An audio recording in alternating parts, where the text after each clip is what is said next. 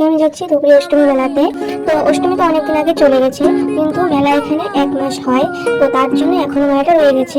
তো আমি গাড়িতে উঠে পড়েছি, কিছুক্ষণের মধ্যে আমি ধুবড়িতে পৌঁছে যাবো। আর আমি এখন গৌরীপুর থেকে ধুবড়ি যাচ্ছি। তো দেখো ধুবড়িতে আমরা ঢুকে পড়েছি, আর আজকে ছিল হনুমান জয়ন্তী, তো এখানে পুজো হচ্ছিল। তো তারই আমি কিছু ভিডিও ক্লিপ তোমাদের সঙ্গে শেয়ার করলাম। আর এটা হলো ধুবড়ি স্টেশন। তো দেখতে দেখতে মেলাতেও পৌঁছে গেছি। এত বড় মেলা এখানে দেখে শেষ করা সম্ভব না। এটা হলো মেলার মেন গেট, এদিক দিয়ে ঢুকতে হয়। আমরা মেলাতে বিকেলে গেছি, তখনও এতটা ভিড়, তাহলে ভাবো রাত্রে কতটা ভিড় হতে পারে মেলাতে।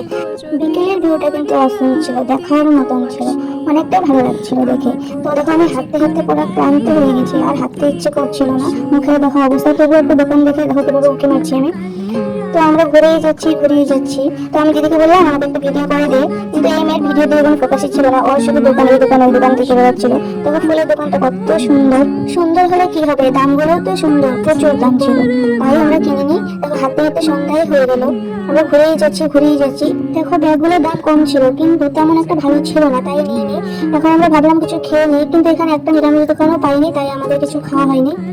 ইয়ারিং গুলো মাত্র 40 টাকা করে ছিল, যেগুলো আমরা অনলাইনে 200, 250, 300 টাকা করে কিনি। 40 টাকা দেখে আমি অনেকগুলো কিনে নিয়েছি। আমি মেলাতে কার সঙ্গে গিয়েছি সেটাই ভাবছো না, আমি, মা আর দিদি, আমরা তিনজনই মেলাতে গিয়েছি, আর অন্য কেউ ছিল না। তো দেখো এখানে বিউটি ব্লেন্ডার ছিল 20 টাকা করে, এটা দেখে আমি হাতে নিলাম। ভাবলাম দেখি তো 20 টাকা দিয়ে বিউটি ব্লেন্ডার কেমন হতে পারে, ভালো ছিল, খারাপ ছিল না 20 টাকা হিসাবে। এখানে মা আর দিদি কেনাকাটি করছিল, কিন্তু আমার নেওয়ার মতন কিছুই ছিল না, তাই আমি দাঁড়িয়েছিলাম। আর আমরা তিনজনে মিলে আইসক্রিম খেলাম। তো আইসক্রিমটা মুখে দিয়ে কি যে শান্তি লাগলো তোমাদের আর কি বলি। এই গরমের মধ্যে যখন আইসক্রিমটা খাওয়া যায় অনেক শান্তি লাগে। তো মেলাতে আমাদের খাওয়ার মতো তেমন কিছু ছিল না। যাকে আমি সব থেকে বেশি ভয় পাই সেটা হলো এই জিনিসটা, ভূতের থেকেও বেশি আমি ভয় পাই। এখন দেখো কতটা ভিড় হয়েছে। তো আমরা তিনজন ছিলাম, এখন আমরা বেরিয়ে যাচ্ছি, কারণ বেশি রাত্রে অব্দি মেলাতে থাকাটা ঠিক না, আর একটু দূরেই যেতে হবে আমাদের। আমার ক্যামেরাম্যান আমার দিদি দেখো ভিডিও করে দিচ্ছে, কিন্তু আমাকে যে মাঝখানে দেখাই যাচ্ছিল না, ওটা আর বসেই নেই।